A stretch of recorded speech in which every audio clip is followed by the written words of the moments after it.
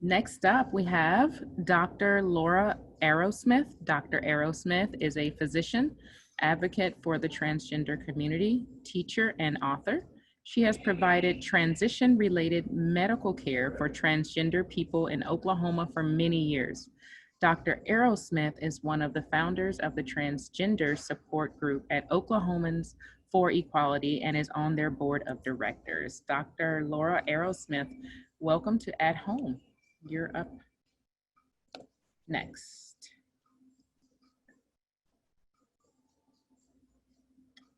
Is Dr. Arrowsmith on? Erica? Yes, she is. But Dr. Arrowsmith, hi, Laura. There you go. Says I'm not very technologically advanced, is what she told me once. There she is. Yeah, so I'm sorry. Welcome. Yay. Okay. So I have a formal presentation that I want to present, and I think you guys are going to operate the slides for me. Correct, the PowerPoint? Yep, I'm going to screen share and let's see. I apologize for this. There we go. Okay. While we're getting that started, I had the opportunity yesterday to listen to a speaker. Her name is Susan Stryker. She's a PhD, and she's a legend in the transgender community. She's practically my age, which is old, but anyway, I had the opportunity to hear her speak yesterday, and she is one of the most knowledgeable people about transgender history in the United States, and it was incredible. She happens to have been born in Oklahoma, but she was a professor of women and gender studies at several large universities back east, and really is extremely knowledgeable about trans history. Anyway, she happened to mention that there's a movie coming out that's going to be on Netflix. It's called Disclosure. It will be available on Netflix on June 19th, and it's going to be supposedly pretty good, and talks about the transgender community. One of the stars, in fact, is Laverne Cox, who you may know from Orange is the New Black. So anyway, another thing she mentioned is, and I had sort of vaguely remembered this, but currently, we don't have any surgical programs in Oklahoma that are aimed at genital reconstructive surgery for the transgender community. People have to go out of state for the genital surgery. She happened to mention that back in the 1960s, there was a program in Oklahoma City that did genital surgery, and of all places, it was at Baptist Medical Center, which I thought was seriously cool. So anyway, being somewhat rigid and structured and kind of a one-trick pony, I'm going to talk about gender issues and kind of do some basics because I had no idea who all was going to be on the program, viewing the program today. So some of this may be a review for a lot of you, and I apologize for that. So next slide, please. Yep. Okay. So transgender is an umbrella term that refers to anyone who has any feelings about who they are that are different than are typically associated with their sex assigned at birth. And there are a lot of different ways that people can be transgender. There are a lot of different ways that people can say to the world, hey, there's more than just male or female. Some of us just don't fit into this binary of only male and only female. Next. Okay. Advantage. Yep. Okay. So this is kind of an arbitrary division of some of the ways that can be transgender. There are people who are transsexual like me, and I'll talk more about us in just a minute. Transsexual is kind of an antiquated term, but I'm using it today to define a certain subset of people that want to do modifications to their body to make their bodies match their gender identity. Crossdressers are also included in the transgender community. Crossdressers are typically people who find emotional comfort or peace or calmness or happiness in wearing the clothing of the opposite gender. There are also people who live who are androgynous, meaning when you see them, they don't want you to get the idea that they were birth assigned male or birth assigned female. They want to be somewhere in the middle that's neutral. So they may have a gender neutral name, gender neutral hairstyle, gender neutral way of being. I have had some patients in my practice who were birth identified female who wanted just enough testosterone to sort of masculinize themselves a little bit, and that was it, so that they were definitely androgynous. So that's another category. And then there are a gazillion other categories of the way people are identifying these days. Gender queer, gender fluid. For example, gender fluid, some people may feel more masculine on one day, more feminine on another day, and they may shift back and forth like that. Gender blended, someone may take a little bit of male, a little bit of female, mix it all together, and that's them. One of my friends calls them gender smoothies. And we're seeing a lot more young people identify as gender queer, non-binary, gender non-conforming, and then there are a gazillion other terms that I don't even understand. But we're seeing more and more young people who are rejecting this gender binary, and they just want to be human being and don't put a label on me. The term transvestite often gets used in reference to our community. Transvestites are not part of the transgender community. Transvestites are typically heterosexual males who derive sexual excitement from dressing in the clothing of the opposite gender. They're not the transgender. So if you were to call a transgender person a transvestite, that would be very insulting and incorrect, but it happens. I've been called that, and it's certainly not correct. Next slide. So with the alphabet soup we kind of talked about earlier today, you know, when I was first transitioning back in the dark ages, it was gay and lesbian and transgender, and then bisexual, and then we started adding all of the other letters, and so it gets really kind of interesting. Next slide. Okay. So when I was growing up, queer was definitely an insult to the gay and lesbian community. It was a real slang term, but now it's being reappropriated by the community, especially the young community, who's using it as a way to label themselves regarding their sexual orientation or their gender identity, and it may reflect the practice that they're rejecting the gender binary again. Next. So transsexuals, this is an antique term that kind of refers to those of us who have a strong inner sense that our body doesn't match how we feel inside. And many of us want to do whatever's necessary to make everything finally fit, to create harmony between our minds and our souls and our body. That may include living in a new gender role, taking hormones, or having surgery. Next. So transgender people have been around forever. This is nothing new since the internet came along. We've been present throughout all history, all cultures. Transgender people can be of everything from children as early as 2 years old saying, "No, Mom, you don't understand. I'm a boy, I'm not a girl," all the way up through old people like me. Other cultures have been much more tolerant or accepting of the transgender community. There are some cultures, in fact, which transgender people were highly revered as people who had insight into both male and female, and therefore were shamans or healers or something like that. So, but our culture is not quite that accepting. Next. So all of us have our own way of showing who we are. We have our own way of dressing, of being, of talking, of living our lives. And that's part of normal society, part of normal human diversity. Unfortunately, society doesn't always understand that.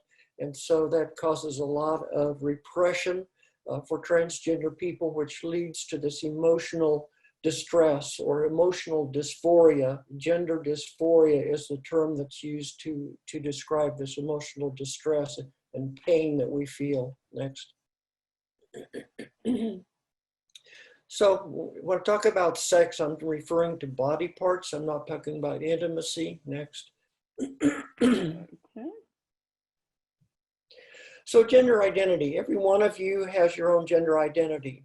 You know this inner sense of who you are as far as male or female. Every human being is born with a gender identity. Most people are conscious of their gender identity by sometime around the age of 4, sometimes earlier. Your gender identity is that sense of who you are as far as male or female or other. It's not a conscious decision. You do not choose your gender identity. Your gender identity is congenital, it's unchanging, and it's unchangeable. It's hardwired into your brain. And not to our brains, in our brains, sorry about that. Yeah. So sexual orientation refers to who you're romantically or emotionally or sexually attracted to. Next. Gender identity, again, is that sense of who you are. So like who you are inside. So we like to say sexual orientation refers to who you want to sleep with. Gender identity is who you want to sleep as. And please understand that sexual orientation and gender identity are two completely unrelated things. They're separate parts of who you are. A transgender person may identify themselves as gay, straight, lesbian, bisexual, asexual, whatever. One of the most common questions I got when I started coming out as trans was, oh, so you're gay? No, this has nothing to do with who I'm attracted to. This has to do with who I know I am inside. So next. So for most people, what gender identity you have, that sense of who you are, matches your body parts. Everything fits, everything is congruent. So like has been mentioned earlier, we call this cisgender. So what causes people to be transgender? We don't know for sure, but we believe, according to all current research, that it's due to a hormonal imbalance that happens before we're born, at the time the gender identity centers in the brain are starting to develop. So that results in someone being born with a male body and a female brain, or vice versa. So this is a congenital condition. It's a congenital medical condition.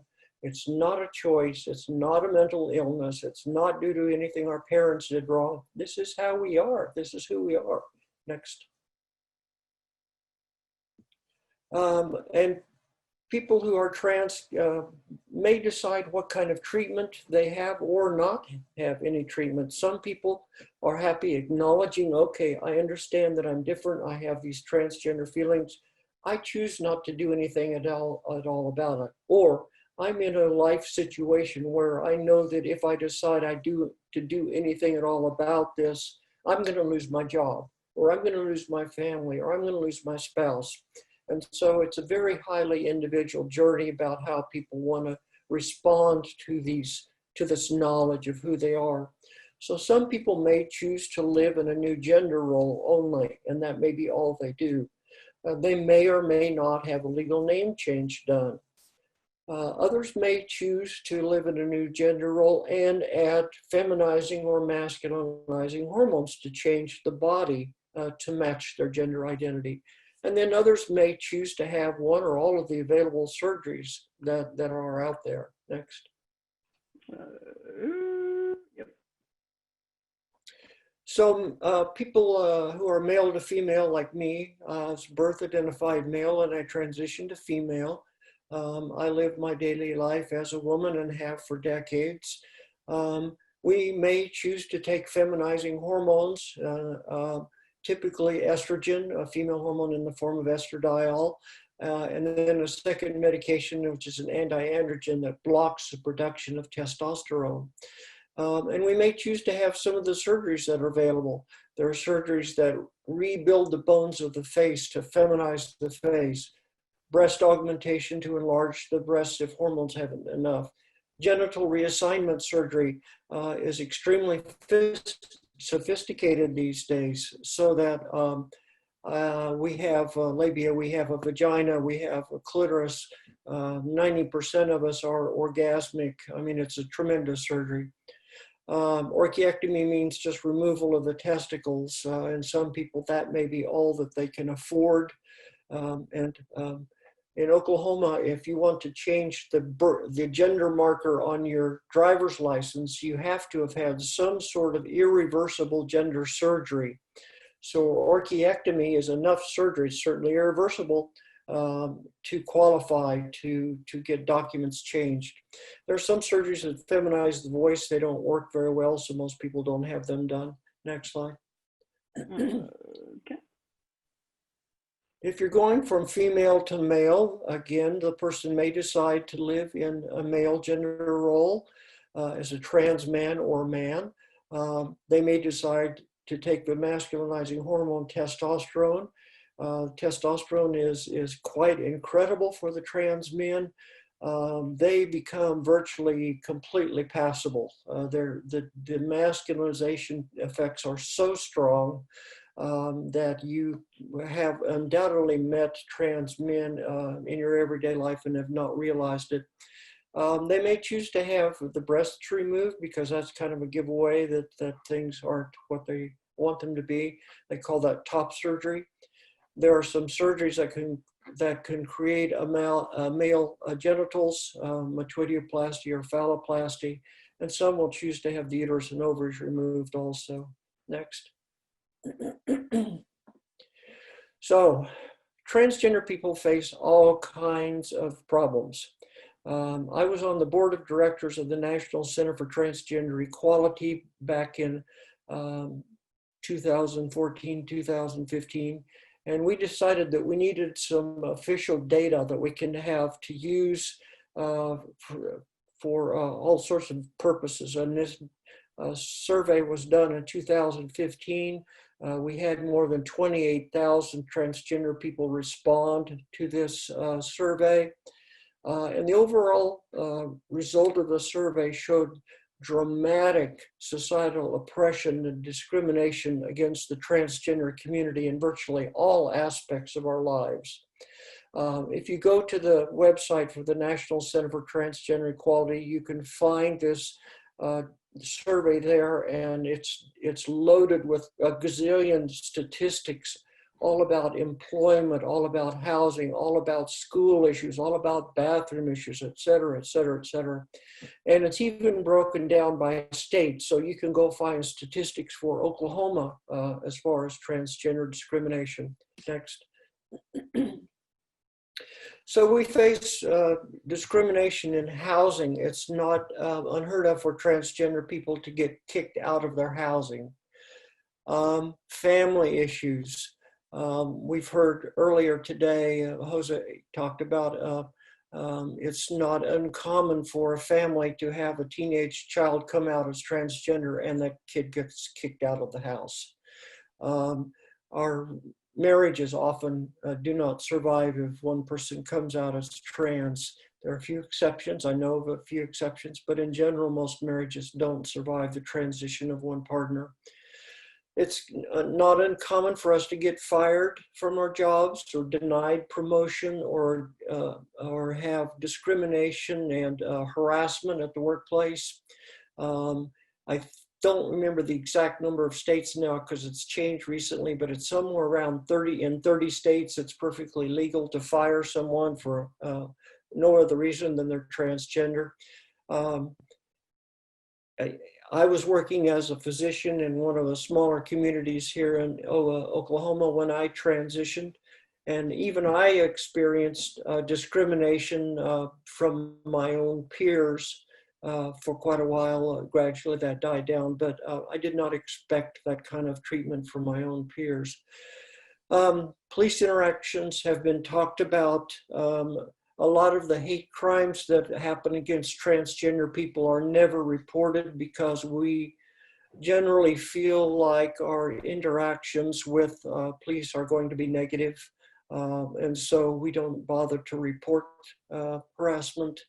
There have even been situations with interactions with police where the police have demanded sex with a transgender person, or they would arrest them. That kind Wow. of stuff happens. Healthcare.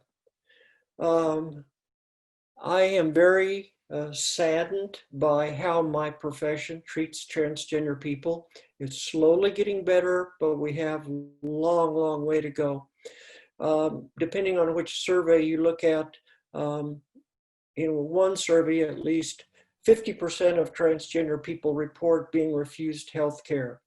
And it's usually said something like, "I'm sorry, we don't take care of you," kind of people. Or it may be said, I don't have a clue how to take care of a transgender person, so I'd rather not see you. We're in most medical schools are not teaching transgender health care. The exception is OSU Med School. At least I get to teach one class on transgender healthcare there every year. It's 1 hour, but it's better than 0 hours. 50% of transgender people report when we can find a doctor who will take care of us, we have to teach the doctor what to do. And I've had that happen to me multiple times.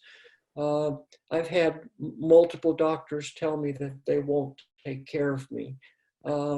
I've had issues with, I wrote an article in a journal a few years ago about an experience that happened to me. I had some surgery in California, a specialized gender surgery there. I came back to Oklahoma. I developed an abscess, an infection that needed to be drained and treated with antibiotics. I went to a minor emergency center to get help for this. The doctor came in a room to see me. I told him what was going on, and he basically said, "Go back to California," with this hateful, disgusted look on his face, and left the room.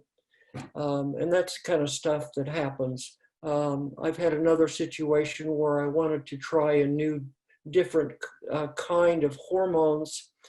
And I had to prove to the healthcare provider that I was a woman by having an unnecessary pelvic exam before she would provide hormones for me. And there was no justification for the exam. So that kind of stuff happens. Legal issues. Oftentimes, if we end, our marriages end in divorce, and sometimes it's not a very good settlement. I have one physician friend who got a divorce. The judge in the case decided that she was some kind of pervert, so she's has been denied any child visitation rights. She has no way of seeing her own children. We've had judges refuse to do legal name changes and cited the Bible as reasons why they don't want to do that. We have a lot of problems in bathrooms. Sometimes we get challenged, like you don't belong in this bathroom. We get sexually or physically assaulted in bathrooms. Every year in various state legislatures, someone will bring up a bill that would state that people have to use the bathroom that matches their birth sex. There's always this big fear that some man is going to dress up like a woman and go into a bathroom and bother someone. Well, there are already laws against that, and it just doesn't happen. There's never been an incident of a transgender person bothering anyone in the bathroom. We just want to pee in peace. So it's a non-issue, but it still happens. Next.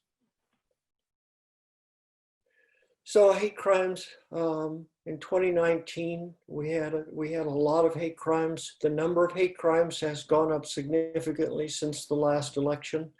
Many of the hate crimes are victims are transgender women of color in particular. So far in 2020, we've had 12 transgender hate murders, including one person here in Oklahoma. Next.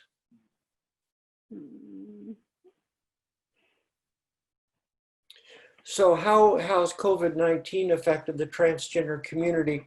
Of course, just like everyone else, there have been major unemployment issues that have happened for a lot of us. And that is compounded by the fact that a lot of us are already having employment difficulties. Just imagine if you are early in your transition and you are starting to live in a new gender role, but maybe you haven't had your legal name change done yet. Maybe you can't afford to have your legal name change done yet. You don't have an ID document that affirms who you are. So how do you go get a job without having identification and stuff like that?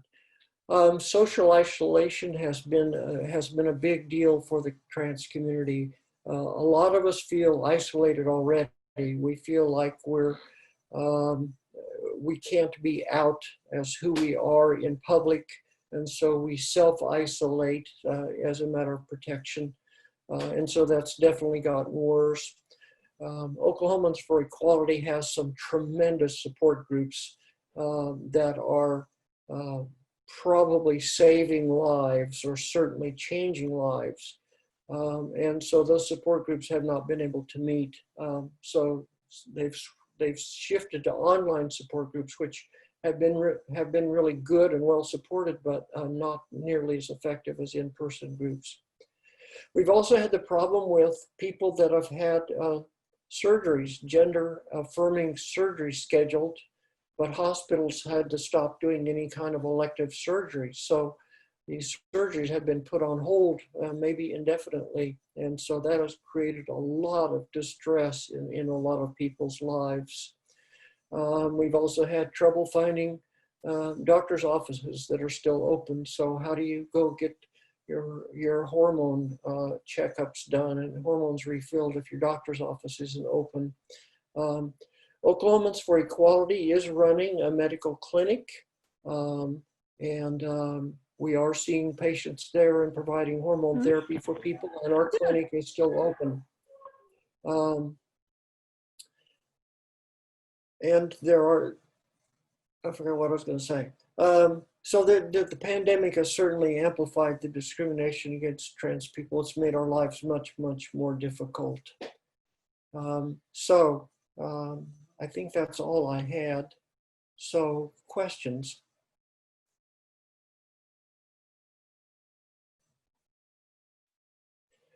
So one of the things that when I was listening to Dr. Stryker talk yesterday, she and I are about the same age, and we started talking about our lives and what it was like growing up in conservative parts of the United States. She grew up here in Oklahoma. I grew up in small town Kansas. What it was growing up in small communities back in the 50s and 60s. You know, the word transgender had not even been invented yet. She talked about how she went to the college library trying to find books about what transgender or transsexual was. And I remember doing the same thing and not being able to find any information. I remember going to my medical school library and trying to find out why I was feeling this way. She also talked about how she knew from her very earliest memories that this is who she was. And I also experienced that from kindergarten on. I knew this is who I was. I knew I was supposed to be a woman, and every night I would pray to God, you know, please take away this penis. I don't want this. This isn't who I'm supposed to be. I want to wake up with a vagina. A lot of us have lots and lots and lots of depression and suicidality and stuff like that, that we have had to deal with our whole lives until we've been able to find the supportive care that we need. So it's been a very unique journey. Go ahead. Are there any medical schools that are teaching more trans health? There are a few schools in other parts of the United States and the more liberal parts of the United States that have teaching more expanded hours of transgender care. Like I said, OSU has allowed me to teach one class in the second year of medical school. I did get to teach the internal medicine residents a class last year on how to how to be respectful, how to do respectful transgender care. So things are slowly changing, but OU is just beginning to start to do a little bit on trans education, and that was because the GLBT students at the school started demanding it. And so the school has decided to respond affirmatively. So we're starting to get that amped up. But in general, it isn't happening. I had an experience about a year ago. I was asked to speak at a state medical association meeting and to give a talk on how to do transgender medical care. And so I was the second speaker of the day. So I arrived early to hear the first speaker, and there were probably about 100, 150 people in the room.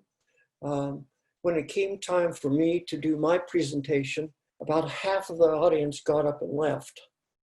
And when I finished, they came back. And that's kind of the attitude towards many medical people. I've heard them say, well, I don't want to take care of trans people. Or I've heard people say, well, I don't have any transgender people in my practice. And I'm thinking, oh my gosh, you have no clue. I promise you, you do, 100% you do. So it's a major problem. Where do you find gender affirming care? It is a very difficult process to find it. Locally here, Oklahomans for Equality kind of maintains a somewhat informal data bank of physicians who will take care of trans people. And again, we have the clinic there at Oklahomans for Equality, but a lot of it is just word of mouth. One person will tell another person, hey, my doc will take care of you, and et cetera, and the word gets around. But otherwise, there's no easy way to find health care. Okay. What is the class you teach at OSU? I teach a Transgender 101, which is terminology. I give them an introduction to the hormonal therapy. I give them an introduction into the surgical therapy. I show them examples of surgery, talk a little bit about how surgery is done. I teach them about the World Professional Association for Transgender Health Standards of Care. And I talk about aftercare following surgery, stuff like that. So it's just kind of a basic introduction to healthcare. Erica has shared Dr. Chelsea Griffin at OSU Medicine South, who is gender affirming, which is a gender affirming doctor that she shared over here. Yeah. Yes, and her office mate happens to be my doctor, Dr. Tara Hassenflug. Hassenflug is quite a name to spell, but anyway, she's also very accepting. Very nice. Okay. Well, I'm not seeing questions, Dr. Arrowsmith. I appreciate your time. I had one more. Yeah. I had one more. I just want to know, Dr. Arrowsmith, what would you like to, I mean, everything, what would you like to see taught, or what do you think would be the most important thing that that medical schools could teach or schools could teach? I think there needs to be at least a 1 hour class every year for the medical students to hear about transgender care. I think there needs to be some way to for the students in their clinics to treat transgender people, to meet them. We're trying to work on that with Oklahomans for Equality and OSU. We're trying to get something set up, and maybe that will happen in the not too distant future. But medical students are not able to see transgender people, so they don't have any experience treating us. That needs to change. It also needs to be taught again in residency programs. Every residency program, like OB-GYN, like PEDS, like psychiatry and everything, they also need to hear lectures about transgender care because they are certainly going to see trans people. But that's not being done. So that needs to change. It needs to be mandatory training in every medical school. And that, again, that's not happening.